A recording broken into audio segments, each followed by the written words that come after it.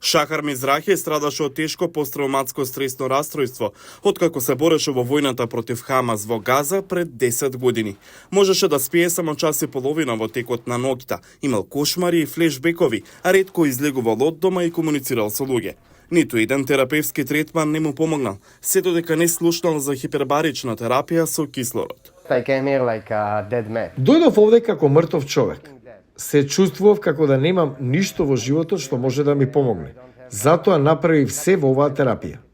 По 60 дена сесија на третмани со кислород под висок притисок, симптомите на посттравматското стресно растројство на Шахар значително се подобриле. И сега може да спие, учи, да развива кариера, па дури и се вери и чека свадба.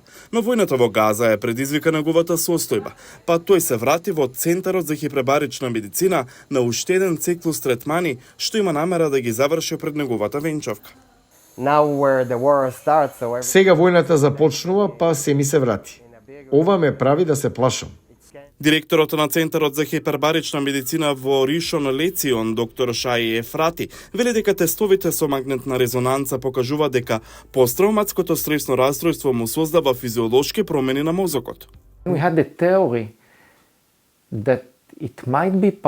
Имавме теорија дека е возможно тешкиот емоционален стрес да предизвика оштетување на мозокот. Лесно ни е да разбереме дека стресот може да предизвика оштетување на коските. Например, ако трчате премногу, ако оставите премногу сила на ногата, имате стресна фрактура или стресни повреди. Тоа се случува и со мозокот.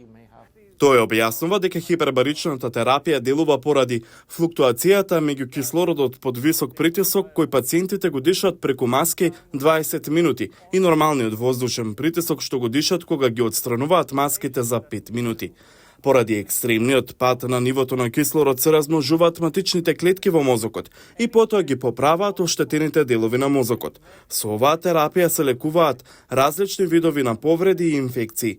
Доктор Ефрати и неговата партнерка доктор Керен Деонас Барак беа првите во светот кои експериментира употреба на хипербарична кислородна терапија за лекување на посттравматско стресно растројство пред неколку години. До новиве тие имаат пациенти, војници и цивили, кои претрпеа екстремни трауми од нападите на Хамас на 7 октомври и 3-месечните интензивни борби во Газа.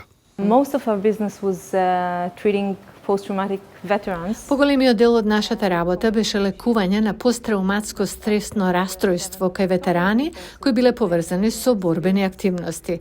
Но по 7 октомври ние лекуваме многу цивили кои беа тешко повредени за време на нападите. До сега имавме 300 пациенти и очекуваме да имаме и до 2000 пациенти за 2 години. Трошоците од $10,000 за третманите во центарот кои вклучуваат различни терапии покрај хипербаричен кислород се финансирани од Израелското министерство за одбрана за ветераните кои страдаат од посттравматското стресно растројство од израелските војни од 1973 година. Лекувавме стотици ветерани. Многу од нив се ветерани од војната во Јом Кипур и неверојатно да се види како тие стануваат многу подобри по 50 години посттравматско стресно растројство.